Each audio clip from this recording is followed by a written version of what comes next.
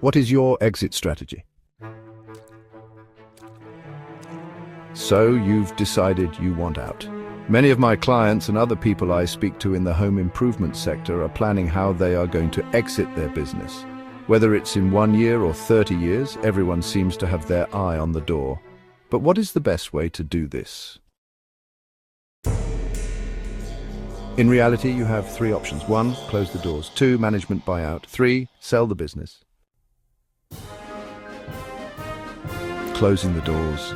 If your business has been such a huge success that you can simply afford to just close the doors and retire or move on to the next project, then for me, this is by far the most pain-free way of getting out. Many businesses have decided to do it this way. Unfortunately, many go down this route due to debt, bad luck, or bad decisions. But many have earned their money and simply just walk away.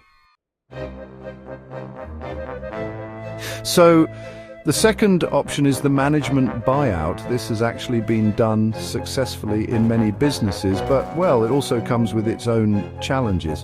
There's always an issue when the founders are no longer in the business, though. Nobody cares as much as the people who set it up. When you look at successful businesses like Amazon, Virgin, Facebook, Google, and Apple, they are all one man's dream. Jeff Bezos, Richard Branson, Mark Zuckerberg, Bill Gates, and Steve Jobs were the driving forces behind these businesses from the start, and they are still very much involved now. Or recently in the case of Steve Jobs, Elon Musk is another prime example. When you look at the successes in the kitchen industry, you look at Howdens and Wren. Again, Howdens was the brainchild of Matthew Ingle, and Wren for Malcolm Healy, one person's dream, who was there at the start and went through the highs and lows. Once you start getting into businesses where the founders are no longer involved, you find people haven't quite got the same passion for the business. They didn't have the sleepless nights, the long days, and the sacrifices that everybody else went through. This is why many of the sheds struggle, because they don't hire the right people. I see managing directors move from company to company to company. People who Tesco wouldn't even give a loyalty card to. For them, it is purely financial. They haven't got the emotional investment. So if you are looking for a management buyout, especially if you are still having a stake in the business going forward, you need people that care.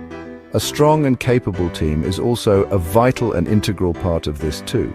If your long-term plan is for the current employees to take over, you need to start investing in them as early as possible so that they are ready and able when the time comes to take over the reins.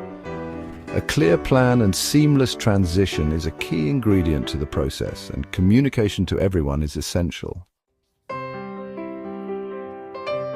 You may have fantastic salespeople, top-class designers, amazing cabinet makers, but they also need to be great business people, and if they aren't already at that point, you need to start the ball rolling on their development now. Everybody thinks that this is the option they will go down when they are first imagining getting out.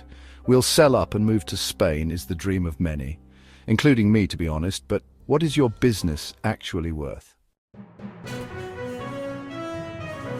You know, a lot of kitchen design businesses actually lose value when the main driving force leaves the business. If you've built up a successful brand and your name is above the door, then that really loses a lot of value when you're no longer involved in the business, just like we discussed earlier. And, well, a lot of people are well known within the KBB community, but that doesn't always transition to the buying public. Also, what value do you actually put on goodwill? If you're a trade kitchen business where, say, one customer is buying 10 kitchens a year from you, this is a valuable asset and would count a lot towards a goodwill value. But in retail kitchens, a customer is only buying one kitchen every 10 years, so honestly, you don't really have a lot to place a decent value on. You may have great relationships with architects, interior designers, and builders, but unless they're going to continue to buy from the new owners, then, unfortunately, the relationship dies with the sale of the business. Unless deposits have been left and the order book is full, there is a bit of a gamble for the new owner. Displays are usually another asset to put a value on, but, you know, will the new owners want to use the same suppliers you've been using, or are they just going to rip out your showroom and put in their own products? And what is the actual value of your current displays, and, well, how much are they really worth to an investor? The real question somebody will be asking themselves when they're deciding whether or not to buy your business is it cheaper to buy this business than to start my own up from scratch in the same area? A lot of people have exited the industry very successfully and are now reaping the benefits of this, but honestly, it takes time, planning, and proper execution.